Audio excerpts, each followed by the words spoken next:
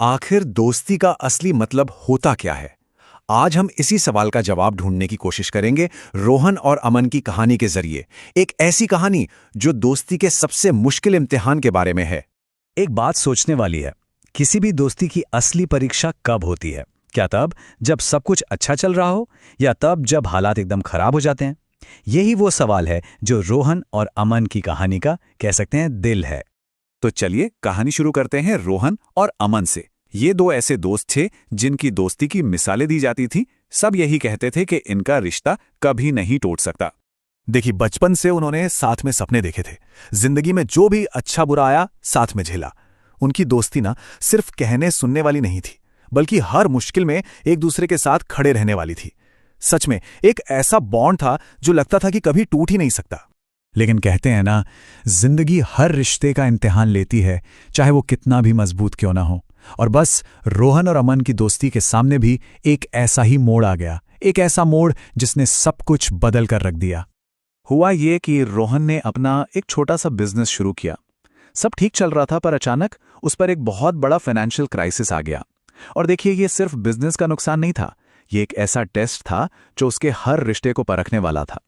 मतलब रातों रात रोहन की दुनिया जैसे पलट ही गई। जहां कल तक एक सक्सेसफुल बिजनेस था, वहां आज सिर्फ घाटा ही घाटा था। जो दोस्त हमेशा आसपास रहते थे, उनके फोन तक आने बंद हो गए, और रिश्तेदार, उन्होंने भी किनारा कर लिया। इस सब ने रोहन को एकदम अकेला छोड़ दिया। और सच कहूं तो ये जो अकेलापन था ना, ये उस पैसे के नुकसान से भी कहीं ज्यादा चुभने वाला था।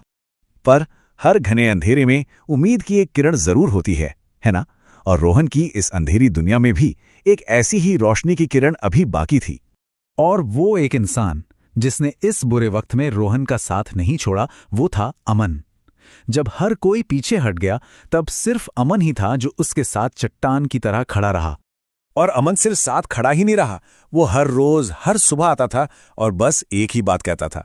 एक बहुत सिंपल पर बहुत पावरफुल बात: चल फिर से शुरू करते हैं। ये सिर्फ शब्द नहीं थे, ये रोहन के लिए एक लाइफलाइन बन गए थे। एक ऐसा सहारा जिसने उसे बिखरने से बचा लिया। फिर एक दिन ऐसा आया जब रोहन पूरी तरह टूट चुका था। उसने एकदम हारी हुई आवाज में कहा, मैं सब कुछ हार गया हूं। और इस पे अमन ने जो कहा, वही इस पूरी कहानी का टर्निंग पॉइंट है। उसने कहा, तू नहीं हारा है, बस हालात खराब हैं। सोचिए, इन शब्दों ने कितना कुछ बदल दिया। उसने हार को रोहन से अलग कर दिया। ये बताया कि ये बस एक सिचुएशन है जो बदल सकती है। बस यहीं से वापसी का सफर शुरू हो गया। अमन रोज उसे हिम्मत देता रहा, और दोनों ने मिलके बिना कोई उम्मीद लगाए बस मेहनत की। और धीरे धीरे उनकी मेहनत रंग लाई। आखिरकार रोहन का बिजनेस फिर से अपने पैरों पर खड़ा हो गया। अब जब सब कुछ ठीक हो गया था, तो एक दिन रोहन ने अमन से वो सवाल पूछा जो शायद उसके दिल में बहुत दिनों से था। और उस सवाल का जो जवाब मिला, वही दोस्ती के असली मतलब को बताता है। रोहन ने उससे पूछा, जब सबने मेरा साथ छोड़ दिया था, तो तू क्यों रुका रहा मेरे साथ? एक बहुत सीधा सा सवाल था, पर इसका जवाब बहुत गहरा था।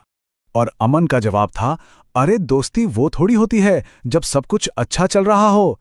असली दोस्ती तो तब होती है जब सब कुछ खराब हो, और तब भी कोई तुम्हारे साथ खड़ा रहे। और बस ये एक लाइन ही इस पूरी कहानी का सार है।